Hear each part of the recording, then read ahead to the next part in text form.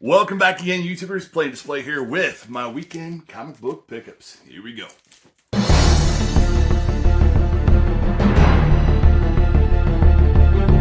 Alright, so let's go ahead and jump into everything we got. First one up, though, is going to be Peacemaker, Disturbing the Peace. This one came out right before the HBO Max series with John Cena. So this one has a different vibe. It's a different origin story than what you're going to get from the show. I had such a good time from just the whole Peacemaker Tries Hard series that I had picked this up. This is one shot. Oddly enough, not a lot of Peacemaker comic book series by themselves, so I was really happy to get that though. Next up though, this one I'm really excited about though. This is X Factor number 50, and the big thing about this one, that right there, Liefeld, MacFarlane cover way back in the day. I'm currently collecting all the original X Factor, mostly from 1 to 70. I got most of the big issues knocked out from, first appearance of Apocalypse and so from there. But for $5, got the set, half price books. Really excited to get to the collection. I didn't even know these guys were on here, so way cool. Next one. I had this when I was a kid, and I read it a few times. And I love the series, and I always thought I had like a used copy somewhere, but it got lost in time. So for $3, I picked up a really good copy. A Savage Dragon number 1. I want to say all the way back in 93 or 92. I can't remember when this came out though.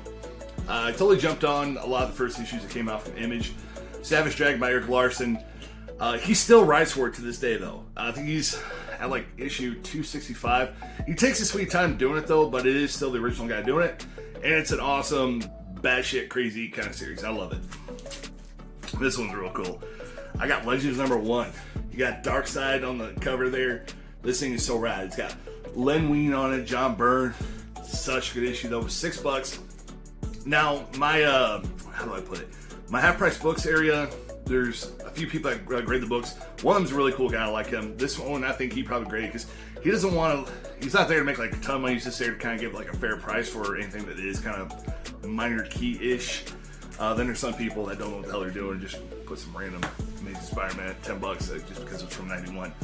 This is my second copy. So I got Howard the Duck 19. This is like an homage cover to the old Spider-Man cover. I can't remember what issue it is though, but I love the original Howard the Duck. It's just so rad. It still holds up to this day though. It's a fun comic to read though, and to get for $2, yeah. So I don't read a ton of Micronauts, but I do love Bronze and Copper Age comic books though, so I had to pick up the Micronauts. So they were $1. I got issue 5. This one I think is some kind of special. I think it might be like an annual that they had. I picked that up. I also picked up issue 43.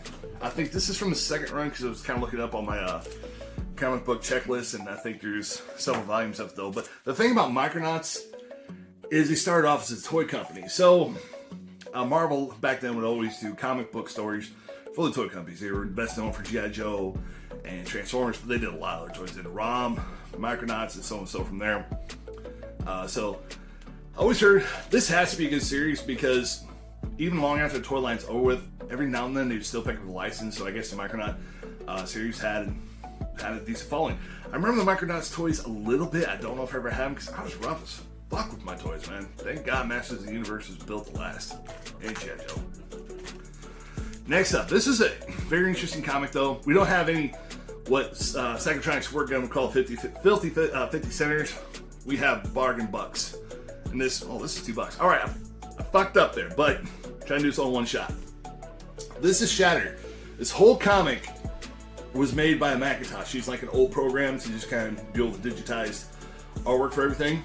This is not a bad story. You can definitely tell it's got a high influence from the Blade Runner series though. But I have another Shattered comic, and after I finish reading this one, I want to read the next one that I have in mind though. I kind of just put it back there because main reason why, first comics. I didn't know about these guys in the 80s. I could barely fucking read in the 80s, truth be told. But, first comics, one of my favorite independent comic book publishers of the 1980s. Always pick up their stuff. Another independent comic book. This is from the 90s. This is from Techno Comics. And this is Neil Gaiman. This is the reason why I picked this one up. It's fucking Neil Gaiman. I love Neil Gaiman's writing though.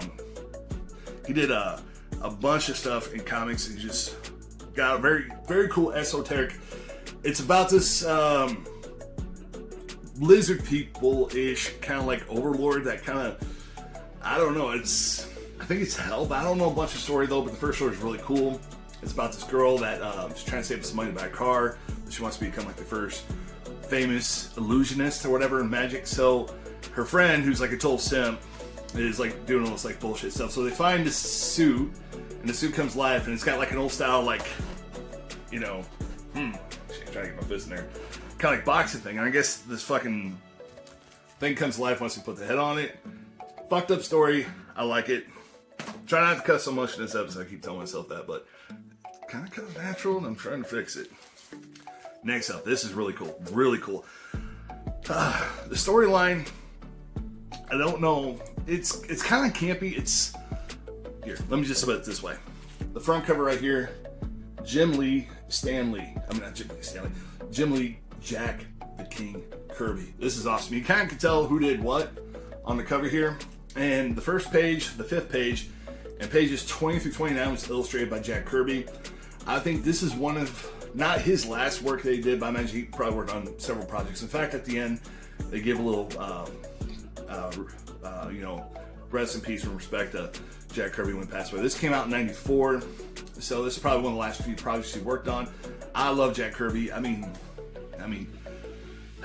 he brought us he made the Marvel look back in the day, and he just talented artist. He did a lot for DC too. I mean, Darkseid and New Guys and everything. So really, really cool. Actually, the story's not that bad though. It kind of falls off track because you kind of tell when a lot of people work on stuff. It's a little crazy with the story. It doesn't really kind of have a start. Usually a ton of middle, and the ending's kind of a little bit weird. Next up, another Jack Kirby book, but this has got a bunch of stuff. This one I haven't read yet. This is a $2 book. This is Satan's Six from Topps. Yeah. All you guys popping packs out there from Topps. Yeah, Topps used to make comic books back in the day. And they even hired on Jack Kirby to do some stuff though. But the crazy thing about this though is a lot of inking specialists here. We got Steve Ditko, we got Frank Miller, we got a bunch of people on here. So haven't read this one yet though. As you can tell, I mean, just like that, you know who drew that. So very cool. Also, it's got MacFarlane here at the bottom. So very rad, very rad. I haven't read this one yet though. I'd like to get all four because it's one of four. I like to get the complete set, then I like to read the whole set, then kind of tell you the whole story at the end. But yeah, very cool. Next up, this thing is stupid, but Continuity Comics is another 80s. They're best known for Bucky O'Hare, okay? And Bucky O'Hare was a very underrated comic. It had a toy line, it had a really cool video game made by Konami for the Nintendo Entertainment System that goes for a lot of money. But they all started off here. I didn't get that. What I got was super rad. And yes, the fucking holographic card. Now, bear in mind, every issue had this shit back in the 90s. Kind of sparked my attention. It's like, oh man, I remember as a kid getting this. This is not that great of a story. It starts off with like, he kills somebody, but they don't explain who he killed. Then these robots are after him. Then this news reporter is just like filming everything, and he helps him escape and gives him his bike.